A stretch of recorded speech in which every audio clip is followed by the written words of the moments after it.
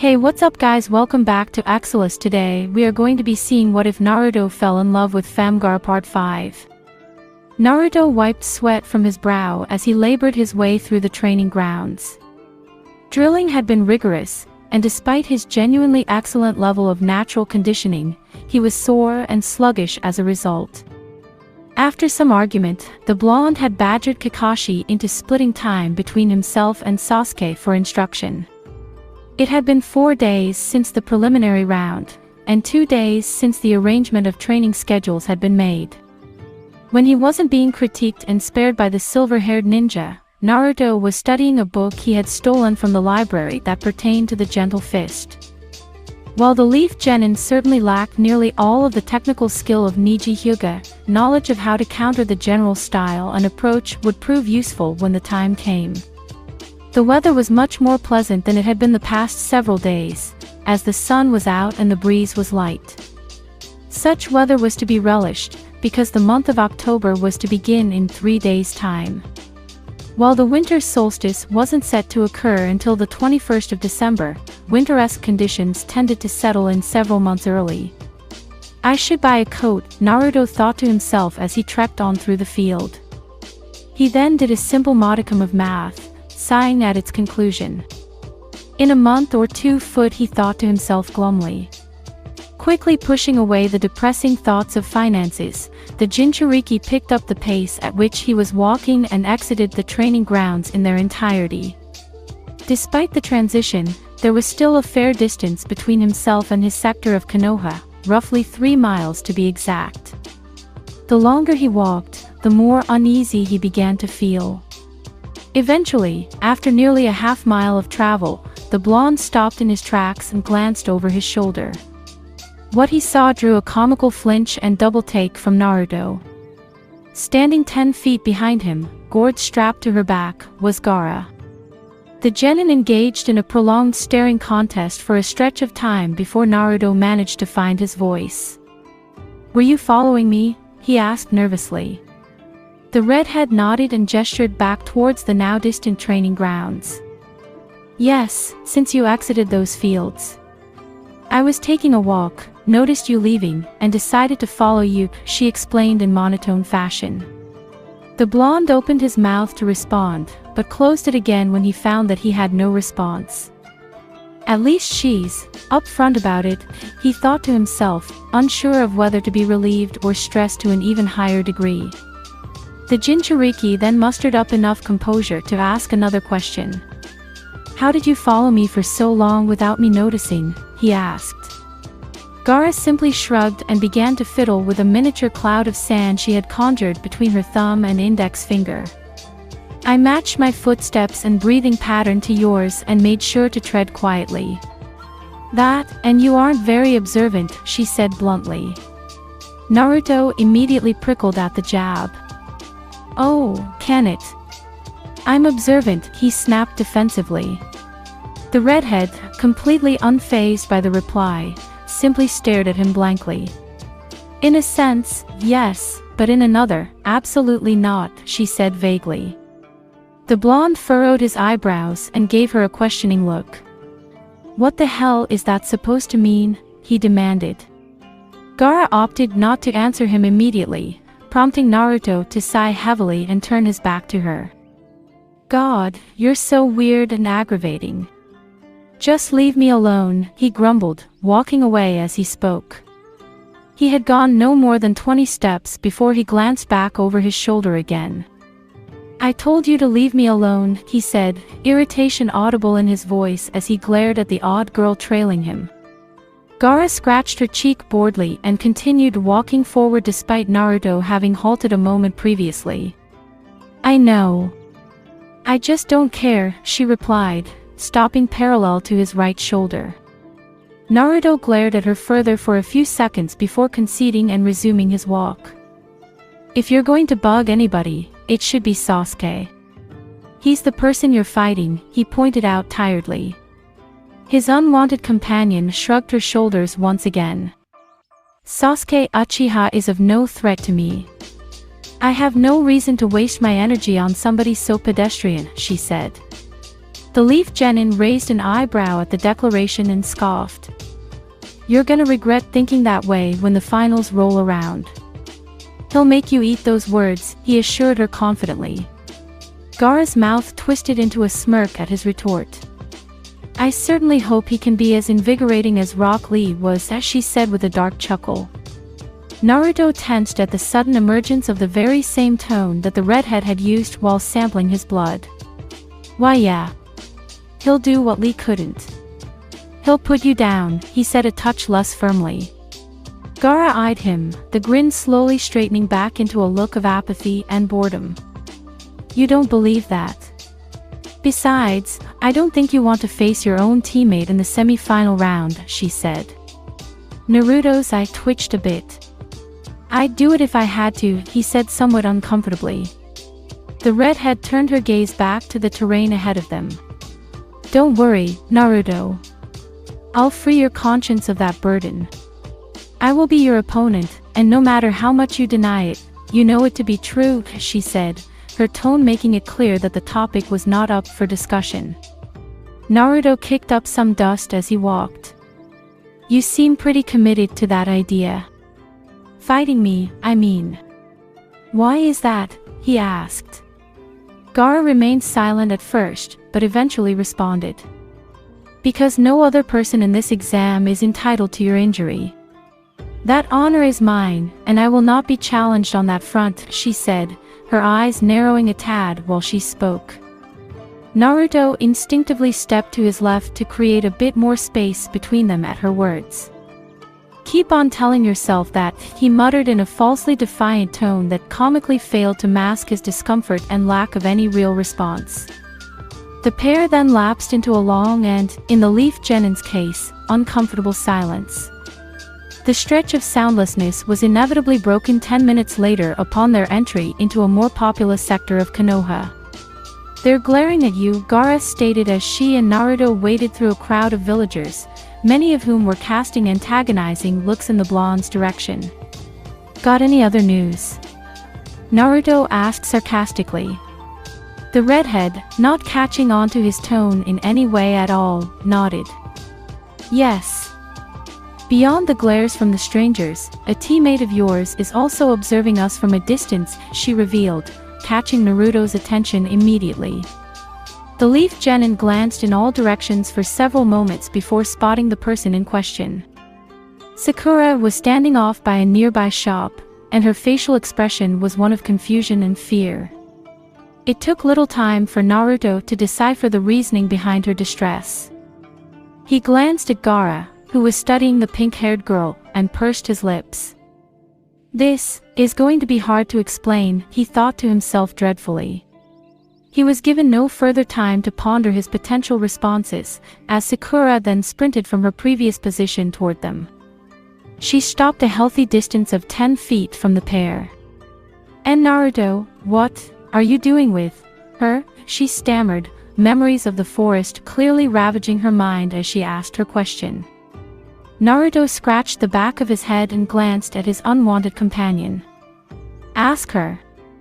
I was just going about my day, and then she decided to start following me around, he said. Sakura then forced herself to meet the blank stare of Gaara. Why are you following my teammate? What do you want from him? She asked fearfully. The redhead thought for a moment. I'm not entirely sure, now that I think about it. Perhaps I'm simply bored. Yes, that must be it, she said, seemingly thinking out loud. Sakura scowled. That can't be it. You have an ulterior motive, she pressed. As his teammate laid into Gaara, Naruto slowly began to step backwards to blend into the crowd. Once he was roughly 5 feet back, he took off in the opposite direction, seemingly unnoticed by both girls. I'll just take the long way home, I guess. Gaara fought the urge to yawn as Sakura piled up accusations against her. The leaf kunoichi had not stopped snapping at her for nearly a full minute, and it was growing tiresome. Just as the redhead was about to find a place to slide in a comment of her own, Sakura ran out of breath, seemingly having exhausted her own supply of oxygen with her angry rant. Gaara then responded for the first time. As I said before, I don't entirely know why I opted to follow him. But I can assure you I did not mean to harm him, she said as the pink-haired girl glared at her. Sakura prepared to retort, but stopped mid-beat and frowned further. Where's Naruto? She asked. Gaara snapped out of her half-attentive trance and looked to her right, finding no sign of the blonde. After scanning her surroundings for a moment, Gaara's face fell just a tad, almost appearing to be disappointed. Oh, you drove him away, she muttered quietly. The leaf kunoichi shook her head rapidly and jammed a finger at the girl from Sune. Don't put this on me. You were the one stalking him, she said defensively. The redhead sighed and closed her eyes. She then focused her senses for a few seconds. As wonderful as this has been, I'll be on my way now, she said shortly as she turned to follow after the chakra signature of Naruto. Before Sakura could protest, Gaara stepped into the crowd and began walking away from the leaf kunoichi. As she maneuvered her way through the cluster of villagers, the redhead focused her ears to listen to the mumblings of the people around her, mostly out of boredom. The more she listened, the clearer it became that Naruto may have left for more reasons than social discomfort. Little wretch. Glad he's gone. I might pay him a visit, if you know what I mean. Those girls should have thrashed him. For reasons unknown even to Gaara herself, a scowl formed on her face. As she pondered her own emotions regarding the cruel commentary surrounding her, an unwelcome voice split through her mind. Sounds familiar, doesn't it? An ancient voice mused in reference to the harsh words of the villagers. Gaara's left eye twitched at the sound of the voice.